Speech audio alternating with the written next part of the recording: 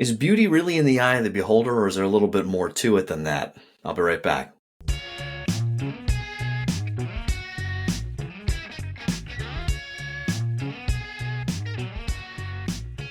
Hey there, Gracious Gang. It's Mike Creavey from The Gracious Guest Show. TheGraciousGuest.org is the website.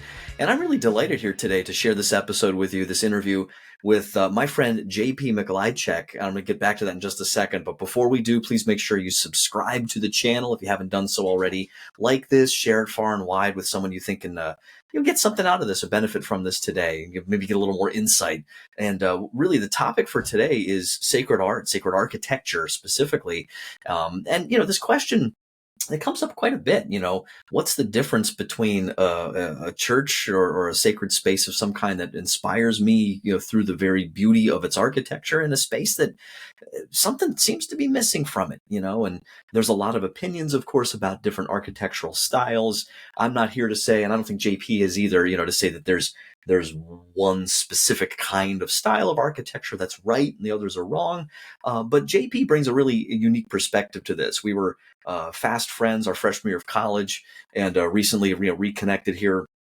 He is an architect in the San Francisco Bay Area, and the big claim to fame in some ways for him was he and another classmate of ours, Ryan Mullen, won a contest in college to design some very important liturgical furniture, if you will, and I'm going to let him tell that story a little bit later on. So let's jump in here to my interview on sacred architecture, the beauty, the importance of beauty in our worship and liturgy with JP Mikolajczyk. Check it out. JP, thanks so much for coming on here on the Gracious Guest Show. Well, thank you so much for having me. I'm delighted and honored to be here today. Well, it was fun to reconnect, and that's kind of a lot of what we'll be doing here, anyway, I think throughout. But for the viewers who aren't familiar with you, and then I have some listeners too, why don't you just give us a little bit of your kind of backstory, a little bit of background, and I can share. Like we met. I don't remember which class it was. I want to say, was it that Mr. Brunigi? I think that like it was like a lit class or something, or philosophy. It was freshman year of college. I know that. Freshman year, yeah. Freshman year. I think it was between classes and also dorm, because we were both Connerty residents. That's right. Oh, it's not there anymore. may it rest, demolished in peace. Yeah. Between Connerty and then a number of the first year student classes, like the I don't even remember what they called it. But it was, just the, writing, the writing 101 with. It was a creative writing or something. Yeah. Sorry? I've never seen an uncreative writing class listed, but that might be. It just like they're like, you sign up. They're like, you should probably like you give them a sample. They're like, you want this one. We'll just add this little thing at the beginning. But yeah, why don't you just share a little bit about kind of your background and really especially how you got interested in architecture. Sure. I guess just a brief overview. I'm a native of Staten Island, New York, the least known borough of New York City, and like we met at Catholic U. I'm a product of Catholic University of America. I started out there as a history major, and then eventually decided on philosophy. Right. So I ended up studying that for the rest of my time there, and getting into architecture. I wasn't exactly sure what to do in terms of around graduation. Certainly looking for jobs of a couple different sorts, and I also said, well, it was kind of thought this was kind of interesting. I certainly, probably like a lot of architecture students, certainly always enjoyed drawing as a child. I never thought about doing anything like obviously art background, something like painting or sculpture, and those things are kind of hard to find, at least here in the United States. So if you want to actually learn how to paint or sculpt, you basically need to go to to Italy, basically Florence. So there are some programs out there for that. But I thought architecture was definitely kind of cool, and probably helped a lot of people, and who go into it. And I saw that I knew that Catholic U had an architecture school. One of the things I thought was kind of interesting about it was it had a program that was called Cultural Studies, Sacred Space. which kind of appealed to me. Certainly appealed to me from a appealed to me from a overlap, compatibility with the usefulness, the history, tradition of building, as far as the Catholic Church is concerned. And I figured, well, okay, if I don't do well, I'll probably figure that out, and have to leave and go figure out something else to do. But I ended up continuing. Certainly did well enough to keep going, and I found that I did enjoy it, enjoyed learning in a more concrete, no pun intended, concrete way, about just the basics of space, how it's used. You're not just designing the outside of the building, you're designing the inside and right. Putting all these things together. I'm probably not doing it justice. And you talk to any number of other architects, they'll probably describe it differently, or be like, "Oh, that guy doesn't know what he's talking about. This is really right." And yeah, so Catholic U, Master of Architecture, and then went to work for a few more years. Oh, no, went to started working for a few years. Got interested in classical architecture, classical design. One of my buddies from Seaway Architecture, he actually went to Notre Dame like right after Catholic U, and we stayed in touch. And he said, "Hey, you really like this program?" I said, "No, maybe." Although I certainly did trust his opinion. I mean, he knows me pretty well. And then an architect that my wife introduced me to, just when we were dating, she was she taught taught his daughter at the school. Which, if I make a plug, listeners in the DC area, the Brookwood School. My wife was founding faculty there. It's a school for girls in Kensington. And people who started it were very, very heavy into Chesterton. So if that's also right? your alley, yes, indeed. There's a big Chesterton, presence out there. Yeah, absolutely.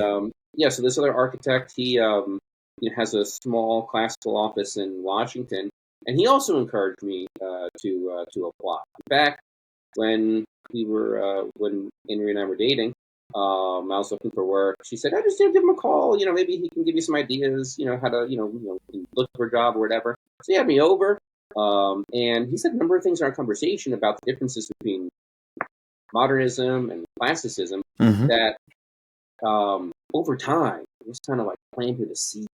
And it started growing, and eventually the plant was kind of sprouting out. You had to do something about it. Right. So I ended up applying to the there's a post-professional program at Notre Dame where if you've already been to architecture school, first time around, you can go there and get a foundation in classical design. I mean, there's a lot of requirements for professional schools and the kinds of classes you have to take. I got all that done at Catholic U, so a certain amount of pressure in that regard was off. But they had this program there, and so I applied. I very much miraculously got in, and went there, learned a lot, got through it, and that's more or less a bit of a what do you call it? It's kind of a bit of like a turning point. Turning point in terms of me and the kind of work that I've been able to do. Sure. I'm just laughing because I'm kind of preemptively opening a couple of tabs here. Like, and one of these titles is what's it called? The ugliest building in every state. I'm gonna have to. Oh wow! I'm gonna have to look at this later. But it's just funny because I'm imagining here, like when you talk about maybe I can just ask you like while we're at this point. So what do we, when you're talking about classical architecture or like a neoclassical, I don't know the difference between those two necessarily. If neoclassical or new classical is just a revival of more, classical architectural markers or certain styles. Like, so what kinds of things about classical architecture really attracted you? I think the thing that ultimately, I'll start with one thing, just to be, well, not that I'm trying to be picky, but some people say, well, classical is just Greece and Rome. Other people say, well, classical is the best of a whatever place's tradition, right? I mean, just for shorthand, when I for our purposes here, classical architecture will more or less say everything that came out of Greece and Rome. Western classical architecture, Greco-Roman. Okay. Yeah, just because we're all effectively Western people, whether we like it or not. Right. Yeah. And no, I mean certainly no offense, no poo-pooing to the great building and design in other places in the world. Pretty obvious example, Japan, China. I mean, there's a lot of really great building out there. But for us and our purposes, just talking about Western Europe. Yeah. Oh, sorry. And what attracted me to it? Oh, yeah, that's right. Yeah. So ultimately, the thing that got me started, that I had to boil it down. The thing that got me was that in modernist school and modernist building, you're basically always trying to do something that's cool. I mean, it's basically trying to do something cool that's novel. They'll say original, but they don't mean original like in terms of going back to an origin. It just means something that's standalone, really. That is sui generis, has no reference really to anything else. Novelty might be another word. And there, there was just something that kind of, after a while, I just said, well, I really much rather work, if I can, in something that is striving to be beautiful, that's striving to work within a perennial tradition, something that's rooted, and something where something that's connected, something that's in continuity with what came before, and that also is a lot of times we say architecture is a language. We don't mean that literally. It's not like not in the exact same way as Greek and Latin is. Right. But it communicates. I mean, it really does. Yeah. You're not going to design a house the way you might design the city hall or the county courthouse or the diocesan cathedral. So I mean, there's a hierarchy. There's a level of articulation, monumentality. It was. I couldn't really do the rejection of beauty anymore and the rejection of tradition. That was basically the thing that got me to use my get out of modernist card. Well, and it's interesting because I wrote it down because I love that phrase when you said the idea of like no reference to anything else, and I by no means an expert on this, but just from my own kind of anecdotal experience, that I start asking myself, like, why do I feel so different, right? Like entering, and again, like I'm nothing. I should put a disclaimer, like nothing that Creavey says is meant to offend, church architects from the 1960s or 70s. But it's okay, you can say it. Yeah, that disclaimer aside, I should have it and shove it off to the side. By and large, I don't like. I sometimes flat out don't like that experience, or I find it distracting, or it just doesn't make sense. But I can't always put sort of words on it. And but now that I'm thinking about this here, there is something to be said for if you visit any of the churches. My wife and I went to Italy on our honeymoon. We were able to see all these beautiful churches, some super famous, some not.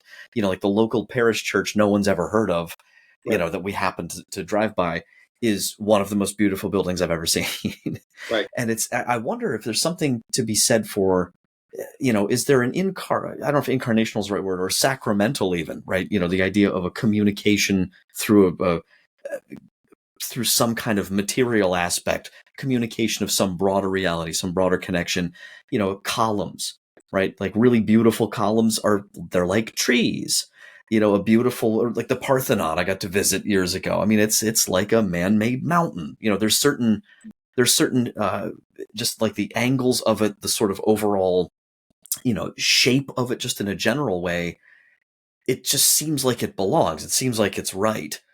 Versus something that's just an entirely utilitarian or functional space, Even something like roofs. Like I saw a whole article I read recently about like beautiful roofs are kind of gone, or you don't see them as much, right? Everything's just kind of flat and functional, and but nothing's really like that in nature. Not much, like a plateau or something in the desert might be flat, but even that has some texture kind of building up to it. I don't know. I'm kind of rambling now, but I mean, is any of that you think in play as far as there is something natural to a more classical look, perhaps? Yeah, or evocative, at least, in some ways. Yeah, the short answer is yes. I mean, one of the if you look at, in the ancient world, there were numerous, or at the very least, several treatises, right? Treatises of architecture, where they basically give an overview of what I don't know. I'm going to use let's say Thrasymachus. I know that was one of the interlocutors in the Republic. Let's say Thrasymachus's treatise on architecture. He'd lay out basically what he thinks, and give his theory of architecture, and talk about the orders, right? And, how in composition, right? How you compose a building, how you compose massing, facades, and all that. The only one that survives from antiquity is a treatise by Vitruvius, right? So if you look at architecture somewhere, you'll probably see something about Vitruvius and his 10 books of architecture.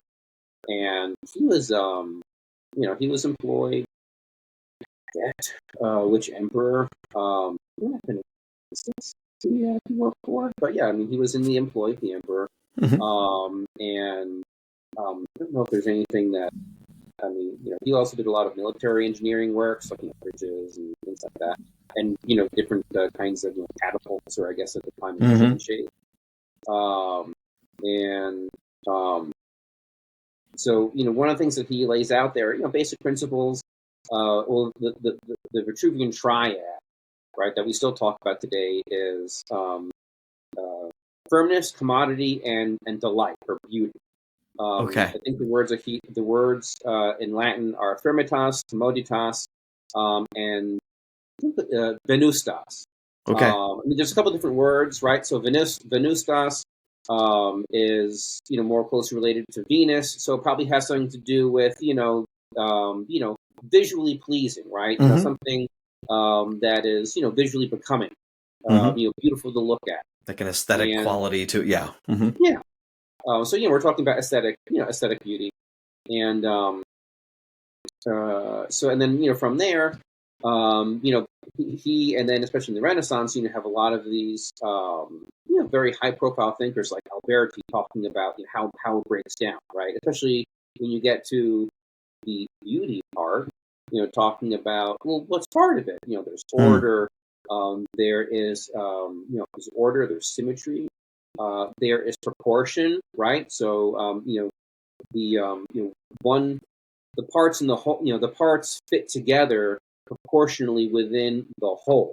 And then there's also harmony, how everything else, how all the other different parts within the whole are related to each other. So there's a lot of I guess if you want to put it in like a shorthand, there's a lot of coordination, right? A design has to be very coordinated, has to be coherent. Coherent, within itself. And I lost my train of thought. Well, if I may, that reminds me too, because I've heard, from other people who know a lot more about this than I, that if you really do a deep dive, supposedly into the architectural breakdown of like Solomon's temple, for example, that there's very interesting proportions, and it's a very somewhere I heard that it's to some degree evocative of some of the ratios or proportions, basically, of the human body, even, which is an interesting thing. So just things like that. It's not God just randomly giving, or David designing in this random way. There's some beauty there. That's I think even think even Vitruvius talks about that a little bit in his treatise in terms of, like there's a famous drawing by Da Vinci, right, the Vitruvian Man. Yeah, yeah. Standing in this Right. circle. I mean, Right. everything, the ancient Romans knew about this already. I'm sure the Greeks did too, because design-wise, the Romans basically learned everything they knew from the Greeks. And some people say, oh, the Romans were terrible. They were just, the Greeks really had artists. I'm like, well, maybe artists. That's my question. But the Romans, they basically, they loved Greek culture. Yeah. And they loved everything about Greece that came before it, and they saw themselves as the successors. Right. And so that's where you have a lot of the Roman building. They're very engineering heavy. So the arch, the dome, the Pantheon, stuff right. like that. That was something too that they taught us when I went through Turkey on a Holy Land pilgrimage. That we learned that because of Anatolia's central location in both those empires, basically, that you have I guess the largest amount of archaeological artifacts, basically, of both Rome and Greece there, right. more than anywhere else, more than in Turkey, or more than in Italy, more than in Greece proper, just because of the land space, right? And you have all this architecture from both those empires, and that was fascinating to see as well. Right. Yeah. No. Great. A great wealth of building left behind. Yeah. Well, and if I may, just I want to shift gears just a little bit for a second, because this will keep coming up, I think. But I want to make sure I just give you a chance to kind of share, backing up a little bit to the Catholic U days, and I'll share there'll be some links shared here below for people to check out. But why don't you tell us a little bit about this contest that you and Ryan won back in the day for it? And I've got to be honest, I'm super jealous. Not of your guys' achievement, because I don't have that skill set, but of just the fact that I was not able to be there, for the Holy Father's visit in 2008. I was, the U.S. Army said they needed me to be in Iraq instead, so that's where I was. But yeah, why don't you tell us a little bit about how that went? This project, what the goal was, and what you guys got to do. This is a pretty cool story. All right, so the papal altar, as the shorthand. That was it was a unique, literally once in a lifetime experience in preparation for Benedict XVI's visit to the United States, to Washington D.C., then New York, in at least for the big papal mass that was going to be at National Stadium. The Archdiocese of Washington, what they did was they went to Catholic U and they said, well, let's do a design competition for the altar, ambo, and chair at the mass. And it was actually and really how it started was that it was Bishop Nestow, when he was before he was the Bishop of Richmond. He was I think one of the main organizers for that, and before he was before he pursued his vocation in the priesthood, he studied architecture at the University of Maryland. And so he was the one who basically said, "Hey, why don't we go to Catholic U and organize this?" So Ryan Mullen and I entered. Ryan is also an architect, and he lives and practices down in Tampa. Okay. So from one warmish climate to another assuredly warm climate, warm and humid. Here it's kind of dry. Right. At least there's a lot of microclimates in the Bay Area. Livermore is very dry, and San Francisco is definitely its own beast. And when it's winter, it never really gets that cold. In the summer, it never really gets that hot. Anyways, papal altar. So Ryan and I, we entered, and we it was basically a charrette. I don't remember all the exact details, but we have a week maybe or so to do it. It's a limited amount of time. Mm-hmm. We actually did a lot of walking around in the basilica across the mall, just to get an idea of dimensions, dimensions for dimensions for the altar, Mm-hmm. especially things like heights, ideal heights. I actually sort of fast forward a little bit as I got more interested in the traditions of the liturgy, and history of the liturgical design. There's actually a Mm-hmm. number of good little books out there that were written in probably early 20th century, late 19th, kind of breaking down your typical ranges of dimensions for an altar, and based on Mm-hmm. based on where it's going. Anyways, back back to the story. So we submitted a design. We ended up actually winning the design competition. And then after that, though the fun thing about it, okay, yeah, it was a lot of work, but it was a very good learning experience. I bet. Very hard because we did this along with our own studio and everything else. There was a lot of sleep that I did not get that semester.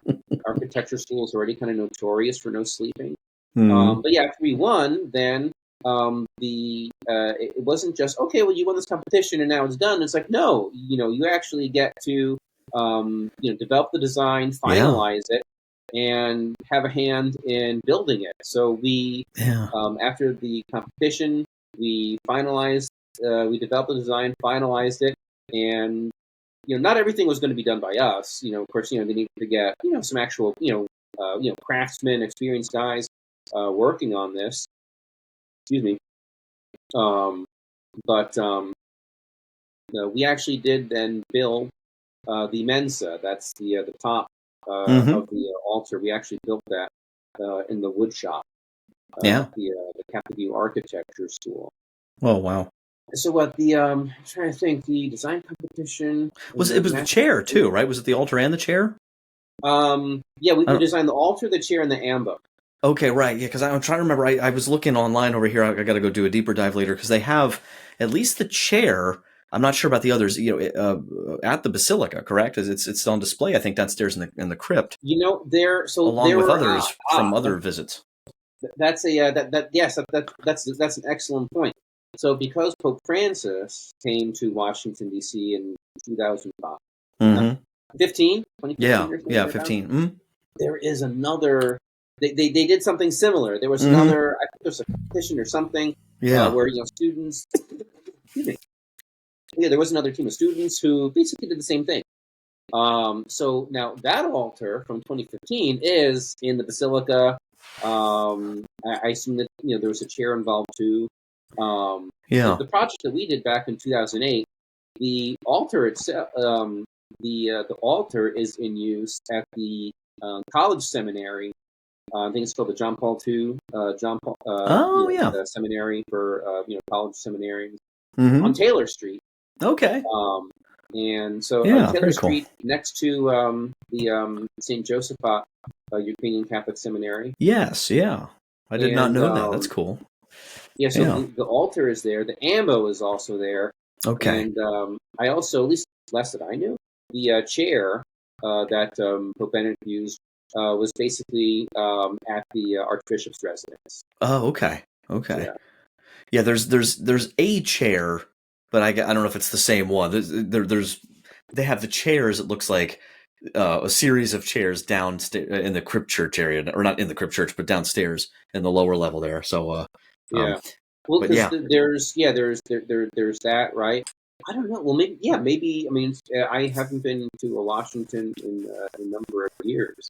yeah, I'll have to double check. Maybe the actual chair is there now. Who knows? I don't know. Yeah, I have to go back now too. Maybe if there's a few inside shots on Google Street View, maybe could they do that? Have the little blue dot.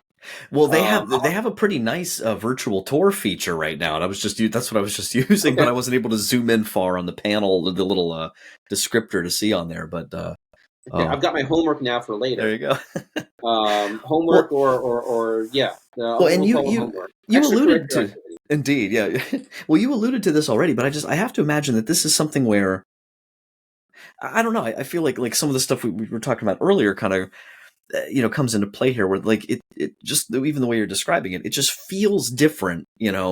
Like that you get this opportunity to design this essential, papal. I hate to call it furniture, but chairs furniture, but obviously, and then the ambo and the altar.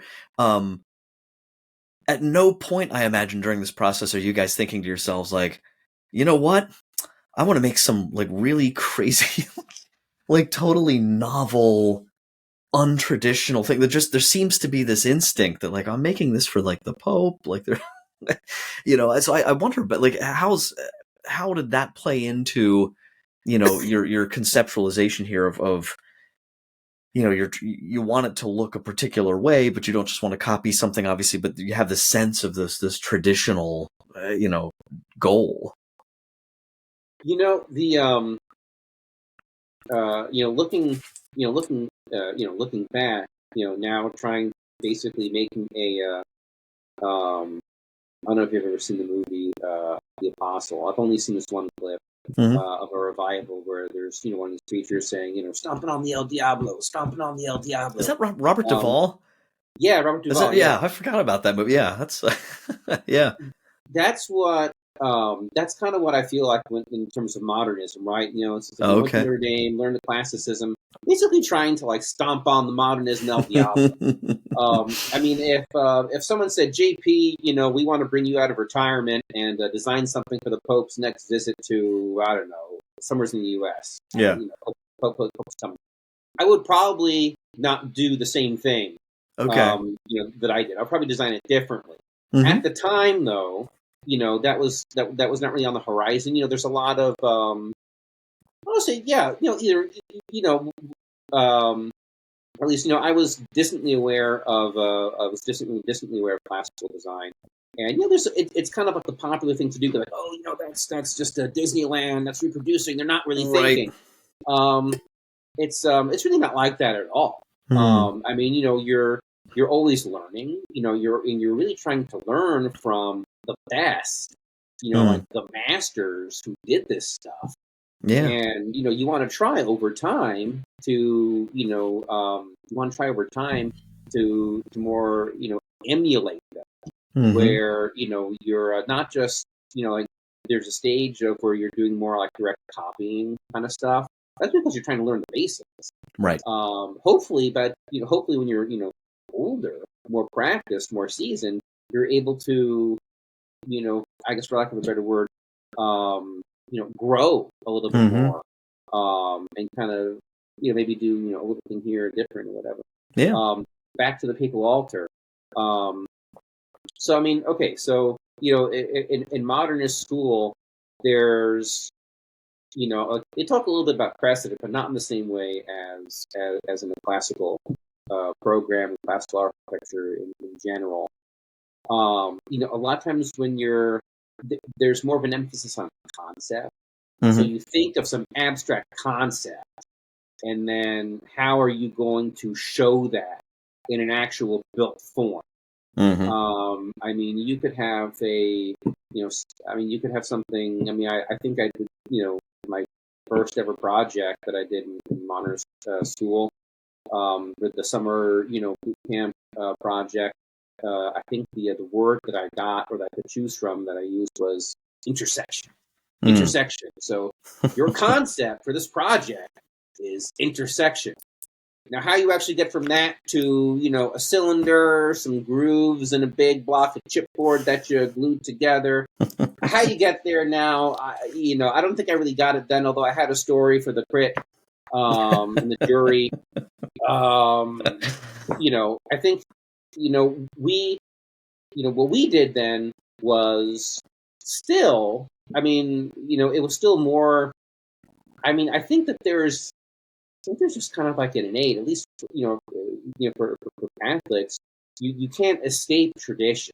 And even if you want to try to even if you want to do something different, there's still something there. So at least for me, like, two of us, we were still doing something that was still more traditionally rooted. By the way, I don't mean to say like I repudiate the work. Like no, like I mean. Oh no, yeah. It was I mean, it was a tremendous opportunity, and it was it was a great learning process. And I stand by it, right? Because Sure. we tried to give some kind of we tried to give some kind of link to I mean what we came up with, like the aluminum, right? The tracery, we called it the tracery, at the base of the altar.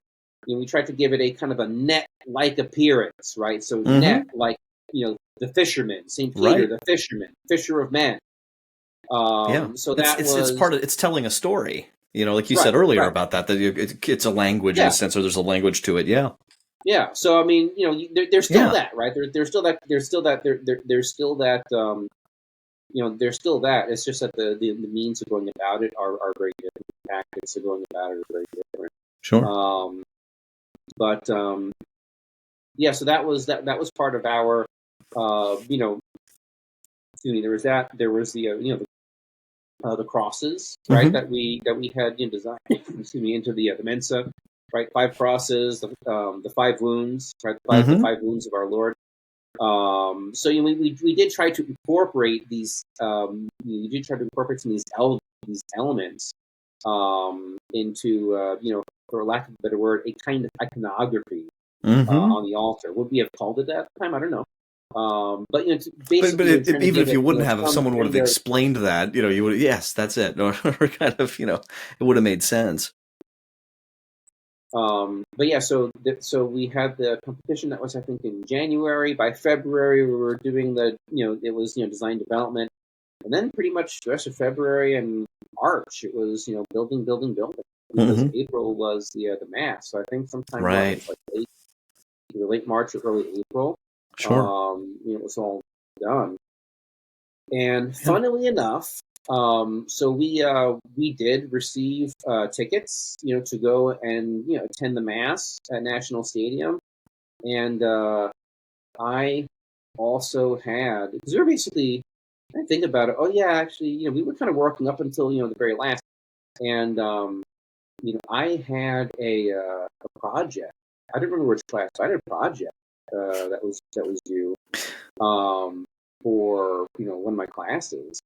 And I basically wasn't sleeping like a couple of days before the mass. Yeah. And the morning of, I had to basically ideally be somewhere at like 5 a.m., blah, blah. I couldn't get up. Like, I distinctly remember Ryan Mullen calling me on the phone, leaving a few messages. Oh, my goodness. Where are you? And then over a span of time, like, I could not get up, drag myself out of bed, period, full stop.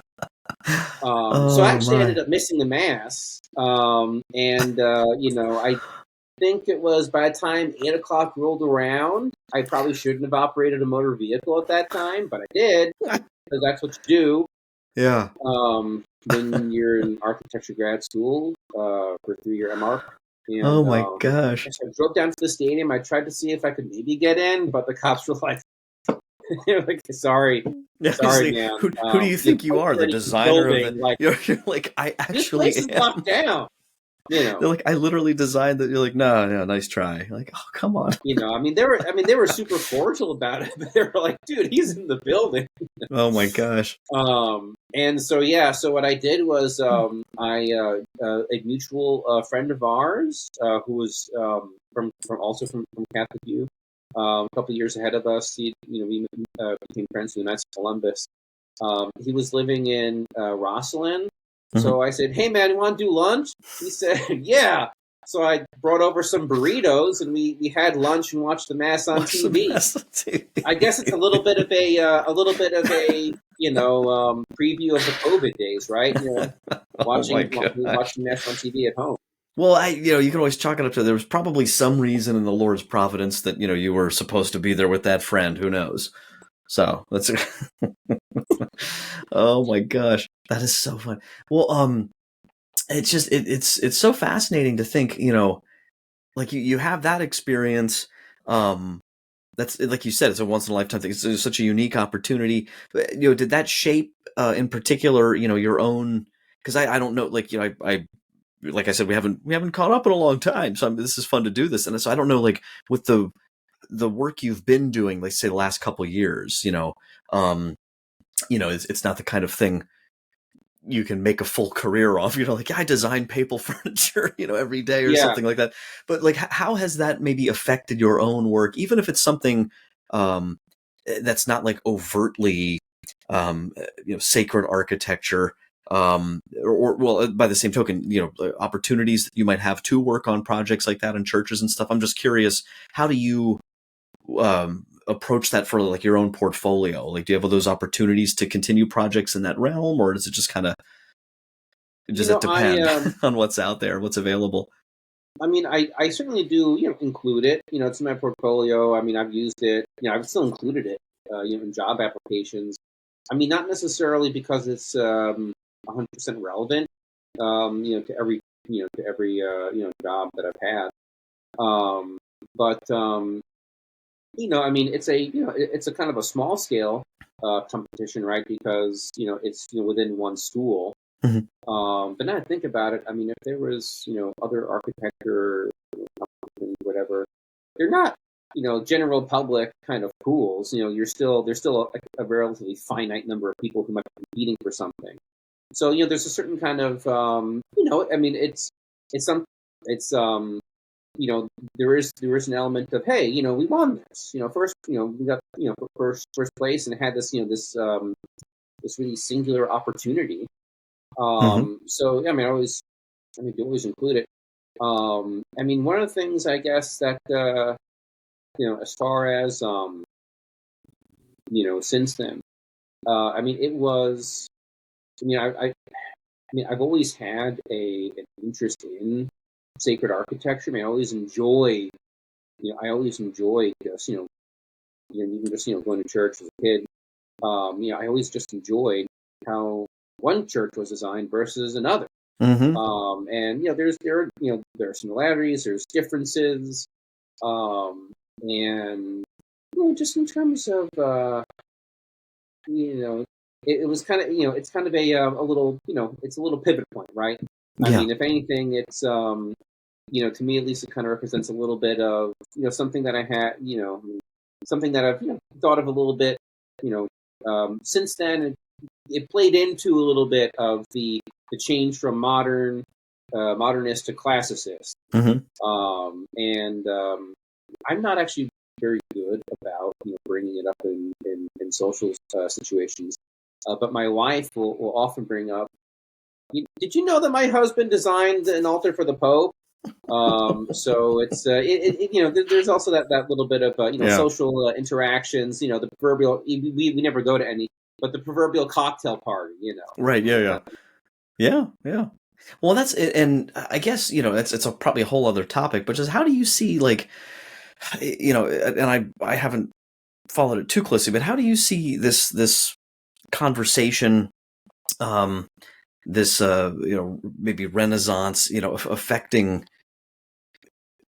coming decades, coming generations? Like, do you, I don't know, just be your own speculation, but we had this big push that there's no speculation about whatsoever. There was a clear push in that architectural sort of landscape, kind of conciliar time frame and afterwards, to the point where I think most of the churches I grew up going to, and I'm sure probably many that you went to, were affected by that, or were directly out of that time period, where there weren't a lot of those more Catholic, kind of traditional markers, right? Less stained glass. The design didn't necessarily make sense. A parish that I love dearly, I don't want to say which one it is here, but so wonderful parish, wonderful people, but the architecture, it was meant to look like a seashell.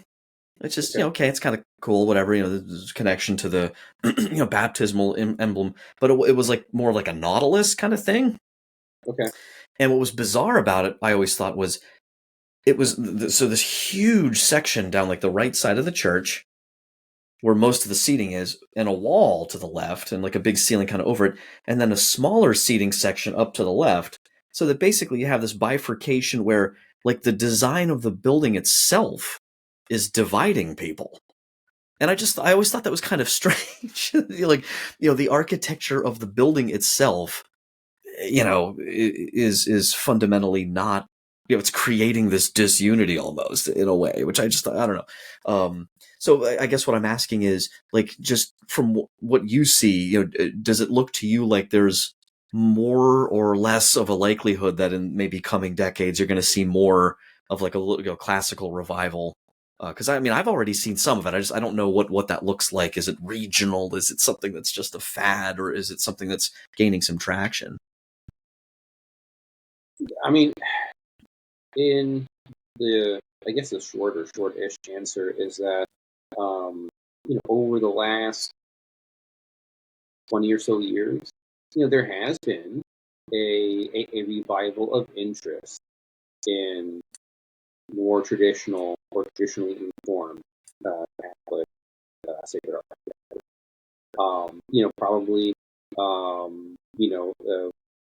those, for people who might be interested or know, might think, one of the best examples you can think of are places like the Shrine of Our Lady of Guadalupe in Wisconsin, or Mm-hmm.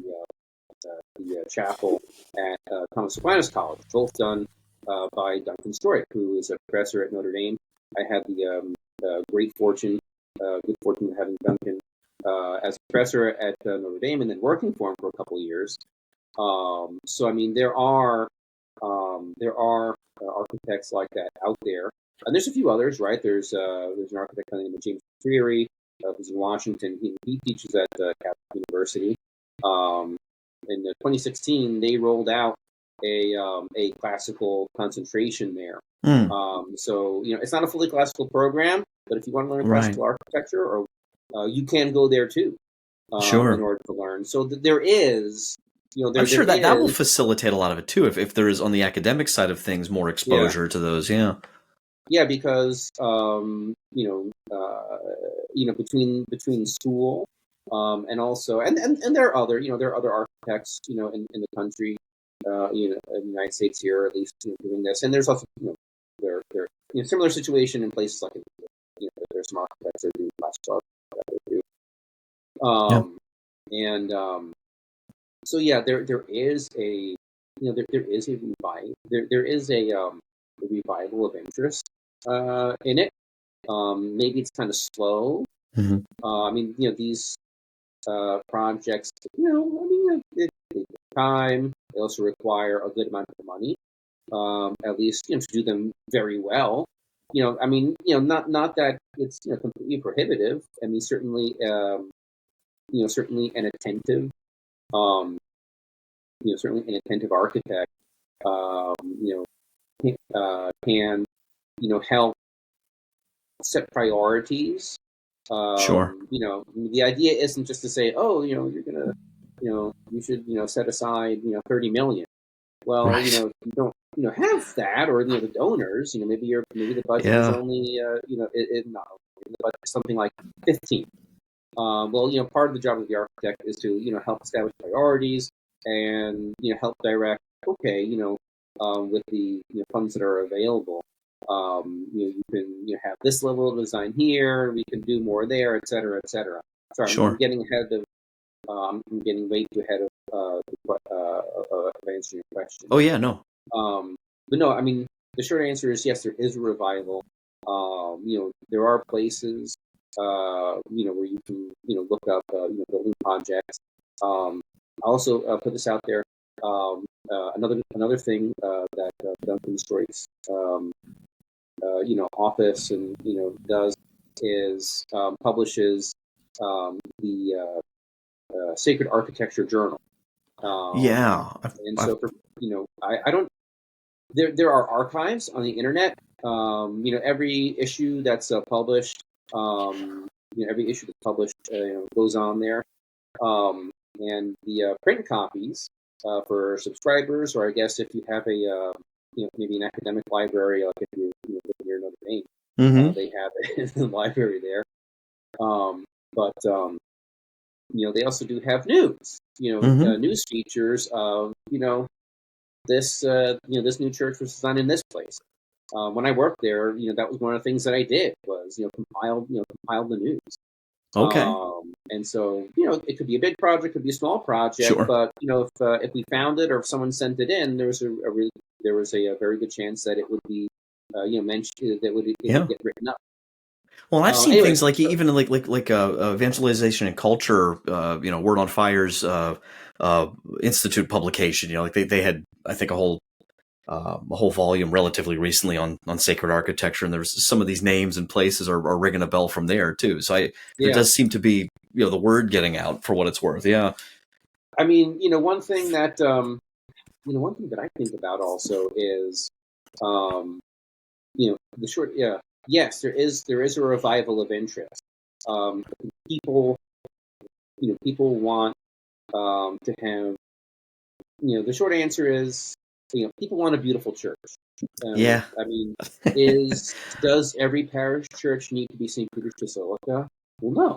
Right. That is a major basilica, in Rome. Mm-hmm.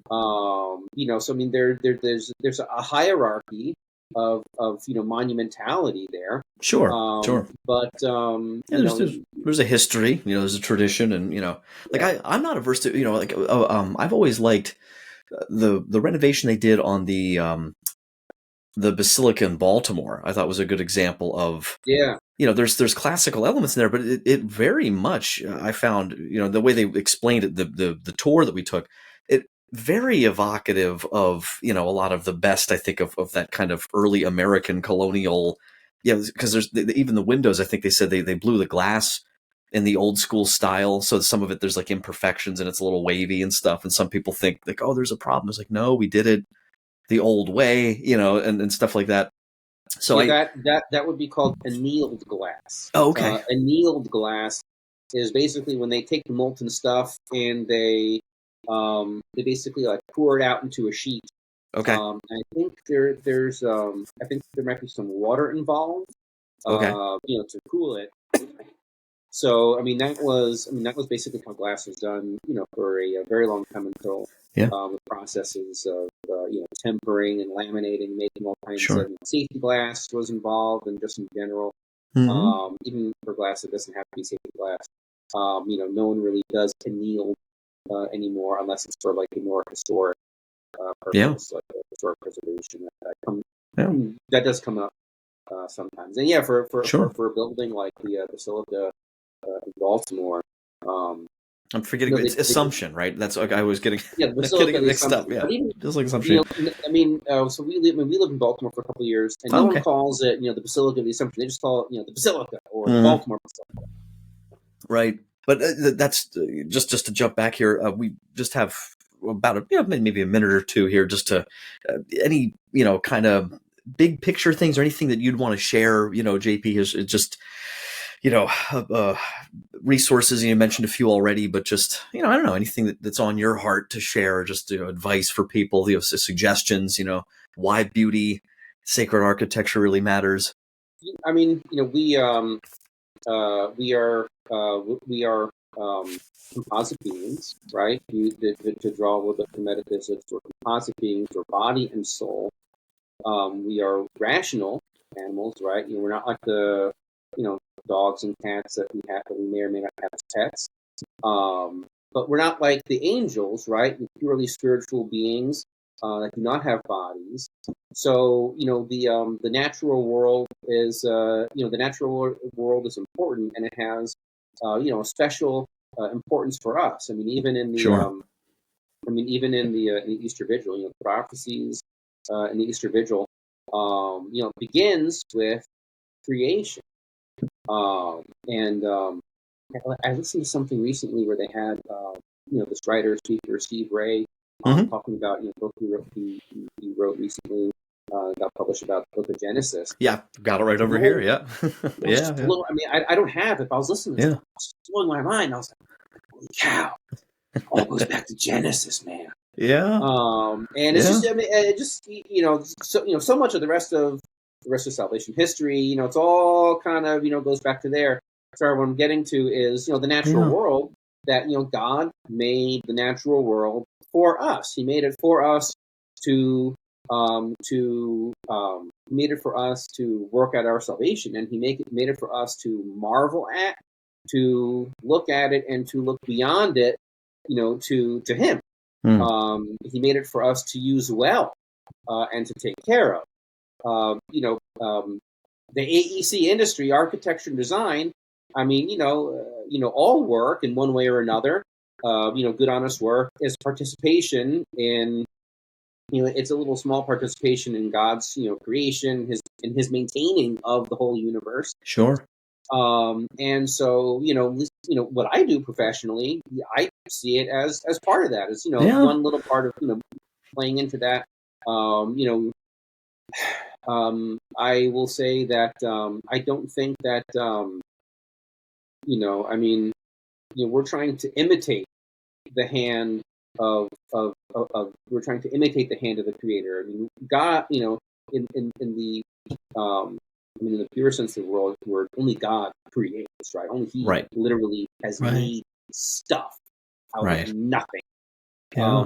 We make things, we fabricate things, but there's no ex nihilo, right? There's only it's participatory, We're already working with the raw materials, but we that doesn't mean that we can't. We should, try to imitate that, try to complement, the beauty in the world that God has already done. Yeah.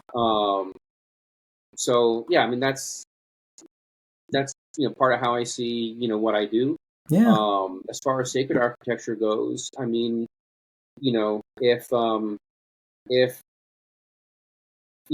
we take seriously that the Mass is a true and proper sacrifice, that it is the sacrifice of Calvary made present sacramentally, then the natural response from us for things that are special is to celebrate them, to adorn them, to lavish attention on them. And so, if I guess, you're going back to your army days, right? And let's say if the president was coming, the commander in chief, of course, everyone's, going to, be in their best uniform or cleanest or whatever. I mean, most of us, we were meeting some dignitary, we would, dress up well. Right. Shouldn't we, shouldn't we to show our, our desire for God in our lives? Our love for God, you want to wear, your Sunday best at Mass, and we want to offer God the best that we have, right? When we offer God, our best work at our jobs, we try to offer Him our best, in our marriage and family, and should we also try to offer God our best in our sacred worship, right? So that's from everything, in terms of the vestments, the vessels, very importantly for the Mass, the music, and then of course the art and the architecture. Is the architecture the most important thing? No, it's not. It's not the most important thing, but it is part of it is part of it. Yeah. So parting words. I guess that's that's wonderful. That would be my last sort of the last thing that I kind of have to offer. Not the last word. I want you to have the last word. It's your show. No, that's outstanding, and I think it's a great point to kind of end on for pondering and for prayer. Absolutely. So, but JP, thanks so much for coming on. I really appreciate it. I look forward to keeping in touch too, and a lot more to catch up on. But I think people really appreciate this, and they'll now know this at this point already. But I'm excited to go and share some of this imagery too, because I'm gonna put in there some of the stuff that you mentioned and some links below as well. So make sure people can check those out. By all means. Yeah. Well, thanks so much. Take care. All right, thank you so much, Mike. It was great to catch up with you a little bit, and it was wonderful to be on your podcast. Yeah, God bless. God bless you too. What a really great opportunity to kind of explore some of those ideas and to think more deeply here about maybe paying attention a little bit more is a good thing for us, right? Next time you're at Mass, next time you're in just any kind of space that speaks to you for some reason, pay attention to that. What about this area What about this room? What about this church? Is in a sense magnifying my prayer experience, or maybe put a better way, enabling me to have a more incarnational or even sacramental, maybe lowercase s, sacramental experience that is, opening my eyes, opening my senses, opening my just overall kind of experience here to the reality of God, His presence, His providence. These are all kinds of questions I think we can ask, when we're in these spaces that are designed very beautifully. So there's hope to be had for those of you who like this more classical architecture like I do. God bless all of you. Thank you for tuning into the Gracious Guest Show. Check out the links below for sure. And until next time, don't forget to wonder. Take care.